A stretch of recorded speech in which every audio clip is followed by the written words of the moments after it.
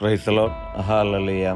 ഇന്നീ ദിവസം യാക്കോബ് 5:15 തിരുവചനത്തിലൂടെ ഈശോ നമ്മോട് സംസാരിക്കുകയാണ്.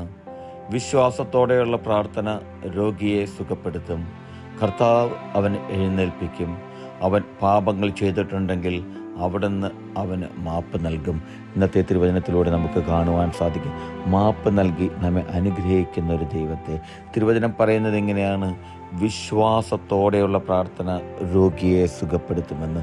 യേശുവേ, പ്രിയ സഹോദരരെ, ഇന്ന് ഈ തിരുവചനം കേൾക്കുന്ന ഓരോ വ്യക്തികളോടും എനിക്ക് പറയാനുള്ളത്, ഞാൻ എന്തെങ്കിലും രോഗപീഠയിലാണോ, വേദനിക്കുന്ന ഒരു അവസ്ഥയിലൂടെ കടന്നു പോവുകയാണോ?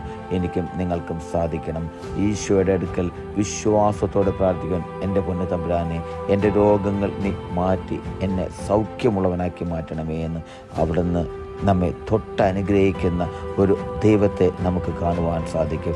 വിശ്വാസത്തോടെ ഞാൻ ചോദിക്കുമ്പോൾ ഈശോ ചോദിക്കുകയാണ്, നിനക്ക് ഉറപ്പുണ്ടോ എന്ന്, നീ വിശ്വസിക്കുന്നുണ്ടോ എന്ന്.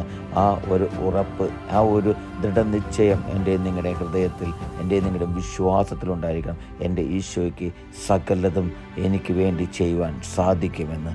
ആ ഈശോ വീണ്ടും നമ്മളോട് പറയുകയാണ്, അവിടുന്ന് അവനെ എഴുന്നേൽപ്പിക്കുമെന്ന്. രോഗിയായ നമ്മളെ എഴുന്നേൽപ്പിക്കുവാൻ കഴിവുള്ള ആ ഒരു ദൈവം, ആ ദൈവത്തിൻ്റെ വലിയൊരു ഇടപെടൽ എൻ്റെയും നിങ്ങളുടെയും ജീവിതത്തിൽ കാണുവാൻ സാധിക്കും. ഈശോയിൽ വിശ്വസിക്കുക.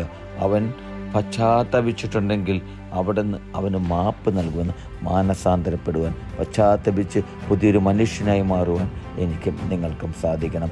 എൻ്റെയും നിങ്ങളുടെയും ജീവിതത്തിൽ സർവശക്തനായ ദൈവം ഇടപെടുന്നത് നമുക്ക് കാണുവാൻ സാധിക്കും. ഹല്ലേലൂയ. ആമേൻ.